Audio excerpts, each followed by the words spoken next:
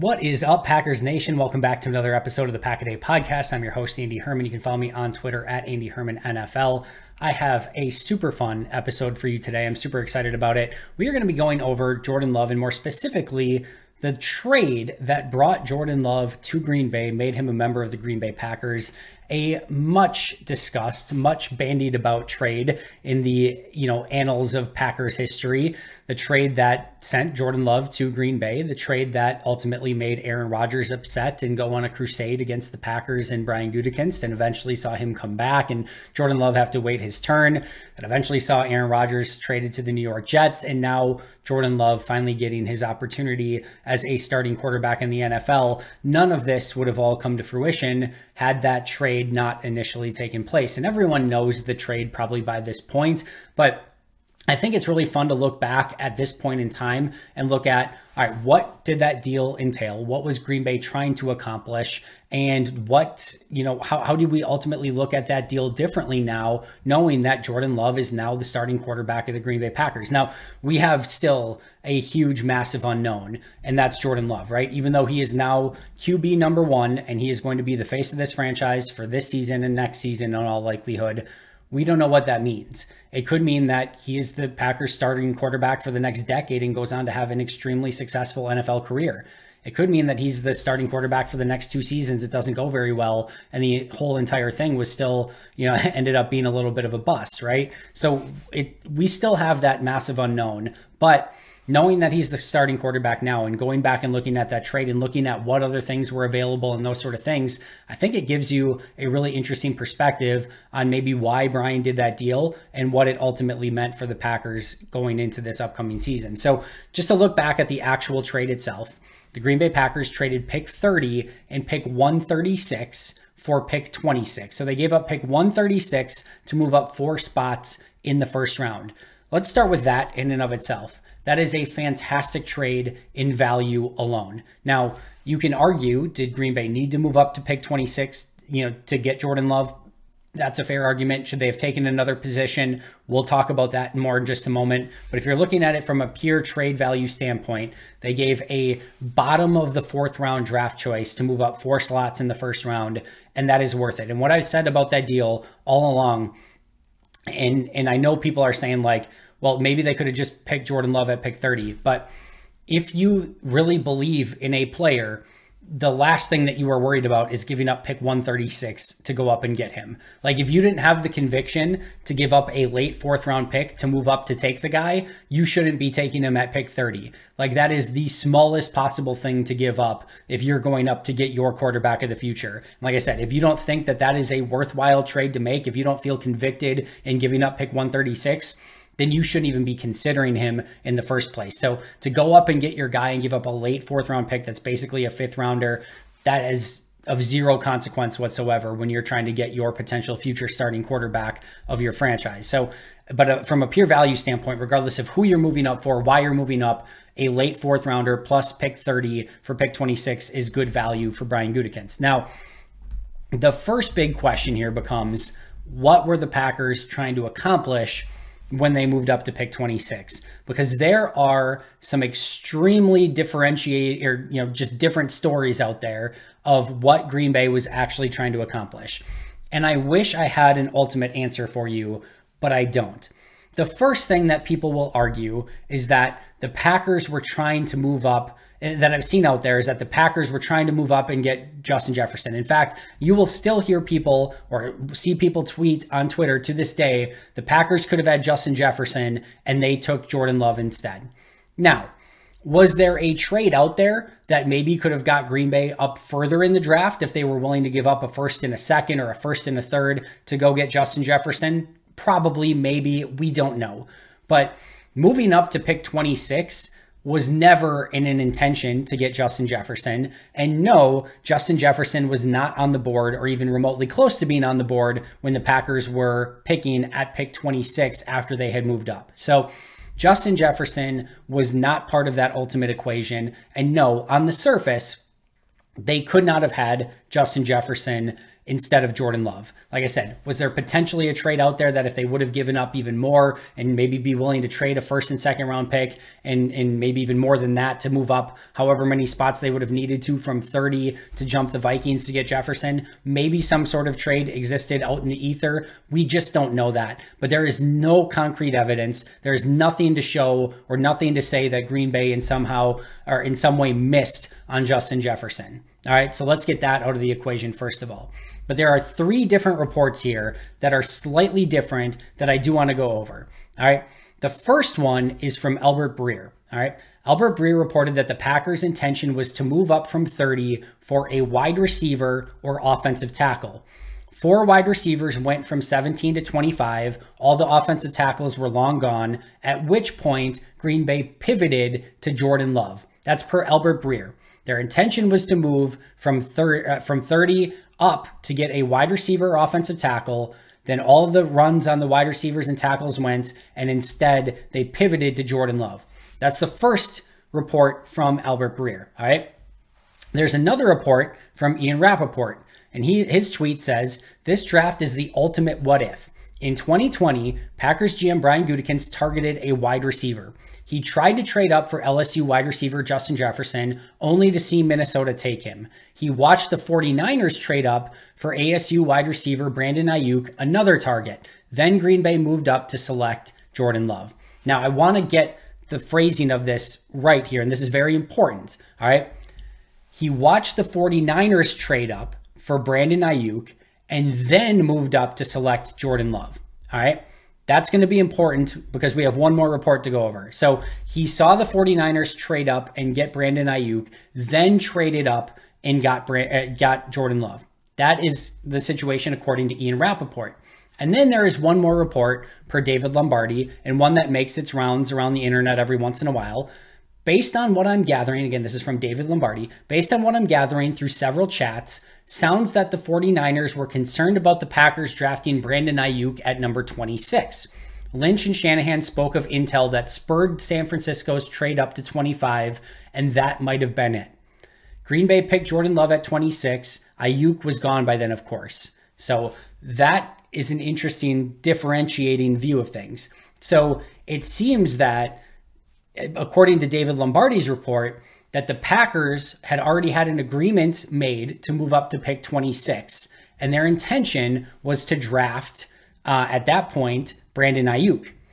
And then the 49ers, who ended up trading up with Minnesota at pick 25, got intel that the Packers were going to select Ayuk at 26. And then, therefore, they moved up to 25 and then selected Ayuk, which left the Packers at 26 and selecting Jordan Love. Now, that's the ultimate question that we simply don't, at least I simply don't know the answer for. All right. And that's where there was the question of, did Green Bay even trade up to 26 to get Jordan Love? Or did they have the pick to 26 already traded up for? The deal was agreed upon. They were going to get to pick 26. And then San Francisco swooped in at pick 25, traded with Minnesota, took Ayuk, and then Green Bay's like, oh crap, all the wide receivers are gone. All the offensive tackles are gone. We have to take the best remaining player on our board. That would be a interesting alternate course. And I see this make its round every once in a while, that the Packers were trading up for Brandon Ayuk, and then he got taken right before, and then the Packers selected Jordan Love as a secondary option after Ayuk had already been selected. So 2 very differing reports from Ian Rappaport and Albert Breer. It seems more of the Ayuk goes at 25, Jefferson goes earlier. Those were probably the 2 primary targets. And then once that's done, they pivot and trade up and get Jordan Love. Per David Lombardi, it's more they had already had the deal in place to go to 26 to get Brandon Ayuk. He goes at 25, and then Jordan Love is selected. At the end of the day, it doesn't matter all that much. They end up with Jordan Love at 26 one way or the other. It could explain why Green Bay didn't have a ton of time to have that full conversation with Aaron Rodgers ahead of time, because it's possible they weren't ever expecting Jordan Love to be there. And, or more importantly, they had a bunch of wide receivers and offensive tackles ahead of them on their board. Therefore, they didn't think it was going to be a realistic option that Jordan Love was actually going to be there. And then they move up to get Brandon Aiyuk. He ends up going one pick before, and they ultimately have to select the best player on their board, which ends up being Jordan Love. For now, that will remain a bit of a quote unquote beautiful mystery. And of course, the rest has been history. And Aaron Rodgers plays 2 MVP seasons. We've got the whole Aaron Rodgers drama. Jordan Love gets ready to be a starter. They trade Aaron Rodgers away to the Jets, and you all know the entire story.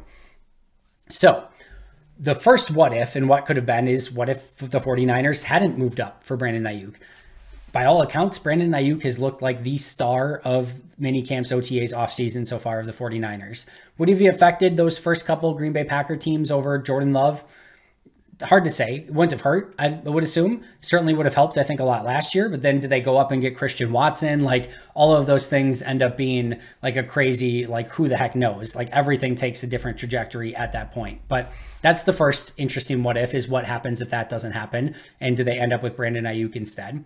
And then, or like, what if now, like, Aaron Rodgers would have retired this offseason, maybe, if the whole Jets thing doesn't come to fruition. Now you're left without a quarterback. Yeah, you have Brandon Aiyuk. That's great. But now you don't have a, like, everything takes a different path entirely. So who knows where this Packers team would have been had they gotten Jordan Love, or had they gotten Brandon Aiyuk instead of Jordan Love. All right, so let's take a look at the next thing. So they move up from pick 30 to pick 26. So what other players were there at pick 26 that they could have gone with had it not been Jordan Love? Because another famous Packer fan take is that, oh, they missed out on Patrick Queen. They should have taken Patrick Queen. That should have been the move. They should have gone up from 30 to go up to get to 26 and then selected Patrick Queen, who went at pick 28. All right, so Jordan Love goes at 26. Jordan Brooks, the linebacker, goes at 27. Patrick Queen goes at 28. And Isaiah Wilson goes at 29. So those are the 4 picks that were taken before pick 30, where they were originally sitting at. Well, we don't know Jordan Love. That's also a beautiful mystery. Isaiah Wilson, I can tell you, was a massive bust and is currently out of the league. So they could have gone in that direction. There were some takes and articles out there pre-draft that the Packers could take Isaiah Wilson. Like, here's how crazy this is, right?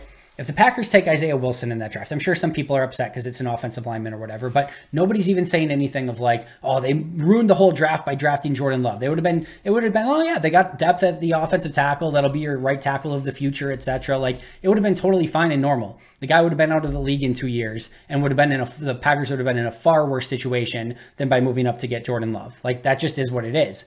So let's take a look at the other two. Jordan Brooks, by the way, as much as people wanted Patrick Queen, every rumor ahead of the draft had the Packers liking Jordan Brooks ahead of Patrick Queen. So it's possible, in fact, maybe likely, that they would have taken Brooks over Queen had that been the option there anyway. Jordan Brooks is 3 years in the league so far. We're not going to go into great detail. This is not what this episode is about, but per PFF, remember 60 is average. 60 is like their average grade. Jordan Brooks, 50.0, 58.4, 52.8. 3 below average seasons as an inside linebacker in the NFL. So it's not like that would have helped him all that much. Patrick Queen, by the way, these were his 3 grades by PFF.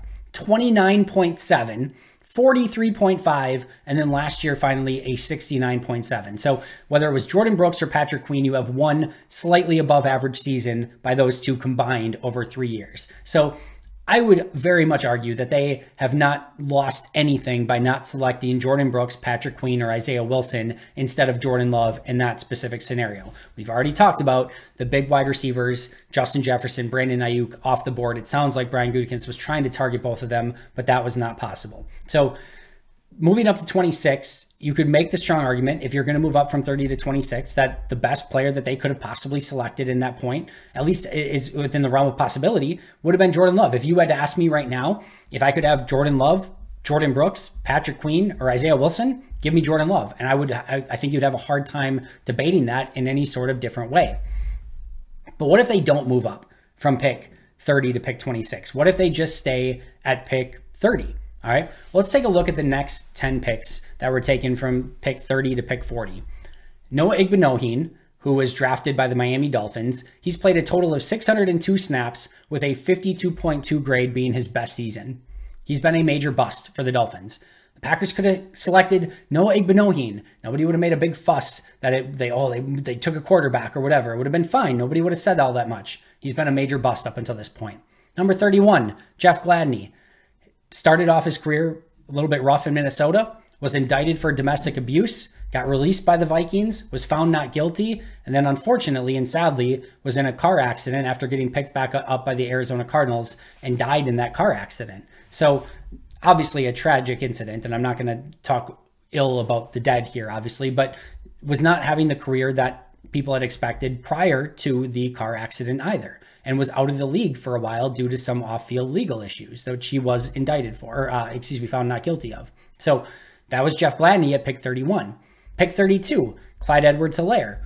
He's been fine, but certainly has not lived up to expectations as a first-round running back and has been mostly unspectacular. And they won the Super Bowl last year with Isaiah Pacheco, a seventh-round running back, really being the primary running back and not Clyde Edwards-Helaire. 33, T. Higgins. We'll come back to that. 34, Michael Pittman Jr. He's been good. Would he have been the player that ultimately changed the Packers' fate? Tough to say. It's not like Pittman's had great quarterbacks in his time in Indianapolis. He's had a 62.8 grade, a 78.0 grade, and a 70.6 grade. That certainly would have helped things. I think you can make an argument that Michael Pittman Jr. over Jordan Love maybe would have helped Green Bay in those 2 seasons where they were in NFC championships, but tough to say overall. DeAndre Swift just was recently traded away, did not live up to expectations in Detroit.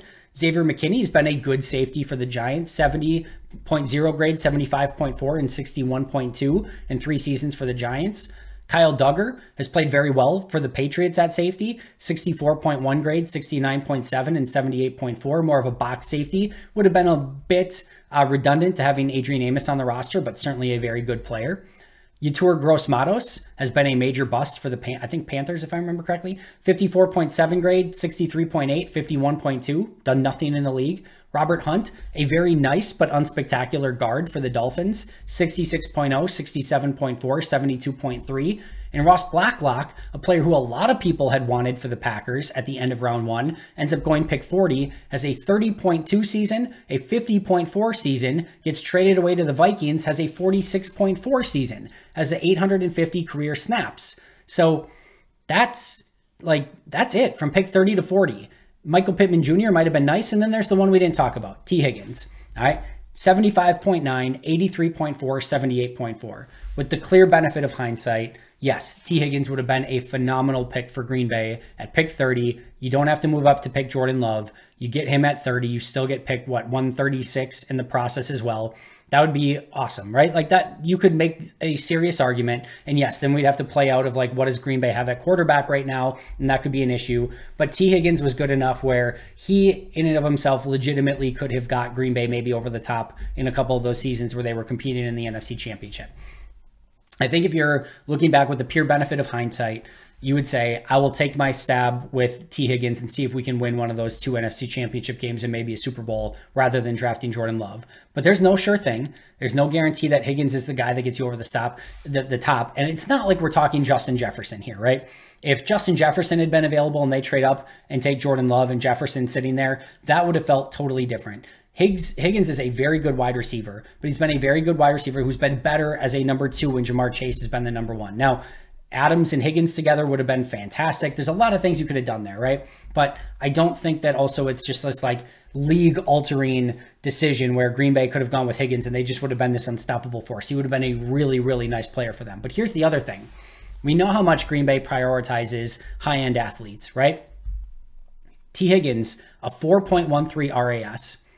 It's in all likelihood, Higgins wasn't even on their radar, on their high on their board in the first place. In fact, probably the highest player from picks 30 to 40 that they would have had based on the athletic traits that they normally love, a 9.54 relative athletic score for Kyle Duggar. That would have probably been the player, none of those other guys had high-end RAS scores. And Michael Pittman, a much higher RAS score than T. Higgins. So if they would have went wide receiver, in all likelihood, they probably would have went with Michael Pittman, who is more their size, type, speed, etc., than T. Higgins is. And do I think Pittman would have been the guy to take them over the top? Again, he would have been a nice player for them. I'm not sure he would have been that guy. So the difference between Jordan Love and any of these other players, the only argument you can really make is Higgins. And like I said, I don't think he was probably high on their board based on his low athletic traits anyway. So it's probably not the guy they would have taken.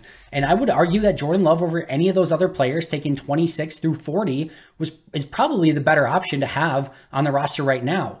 All right. That brings us to pick 136. What if they don't trade away pick 136 and they stay at 30, right? Bryson Hopkins, the tight end, was the next pick, followed by Josiah Scott, the corner. L'Jarius Sneed, the corner for the Chiefs, Super Bowl winning corner. That would have been a nice pick there. Amik Robertson, Shaquille Quarterman, John Reed, Antonio Gandy-Golden, Ben Bredesen, DJ Dallas, Jack Driscoll. You're not missing anything with any of those guys. Then you have a really nice center in Tyler Biadasz out of Wisconsin that was taken by the Cowboys at round pick, 146, 147, somewhere around there. So like Biadasz and L'Jarius Sneed were two players on the board. Biadasz was coming off an injury, not the craziest athletic dude in the world. Probably wasn't going to be on their board high anyway. L'Jarius Sneed might have been with a 9.45 RAS. It's possible that that's a direction they could have gone in. Jack Driscoll, the guard, 8.88 RAS, has been a rotational offensive lineman. He's been fine. Nothing to write home about. They maybe could have got a nice player there, but not much on the board that would have been super earth-shattering either. Although, I mean, you could certainly make the argument that L'Jarius Sneed would have been a very nice corner for Green Bay. But again, who knows if they ultimately would have taken him. So with the pure benefit of hindsight, like you could have Jordan Love or you could have T. Higgins and Tyler Biadasz. Like that would have been like the insane best case scenario. Now, again, I don't think Higgins or Biadasz probably high on their boards anyway. But if we're just taking hindsight, like those would have been two really good picks that you could have made in difference. Now, like that would have changed things. With the benefit of hindsight, but using players that were actually probably on the Packers' radar, you could say Kyle Duggar and L'Jarius Sneed. That would have really helped the Packers secondary. A better safety than Darnell Savage, a better corner than he would have been a starting caliber corner, but then maybe they don't have Rasul Douglas, maybe they don't draft Eric, who knows, right? But that would have been nice in the secondary. At the end of the day, I'm not sure it's all that different, that it would have made all that much difference outside of maybe getting Higgins. And you now have Jordan Love, your future starting quarterback, who still is an incredible lottery ticket, who we don't know how much is going to pay off. And it could have gone the other way too.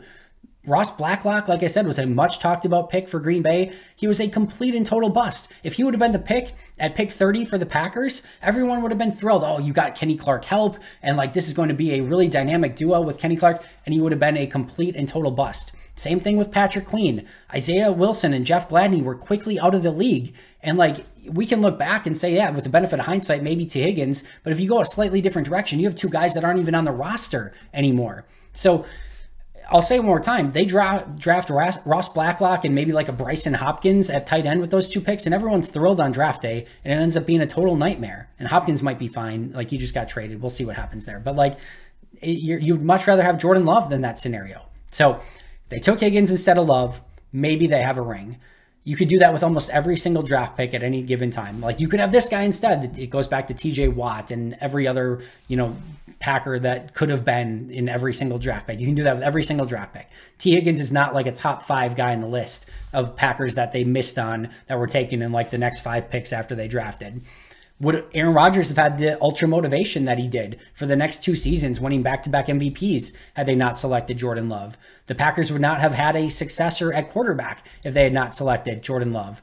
And Rodgers could have retired this offseason. Remember, he went to the darkness retreat and was expected to retire until he got out and figured that Green Bay went in a different direction and then said, screw it, I want to be a Jet.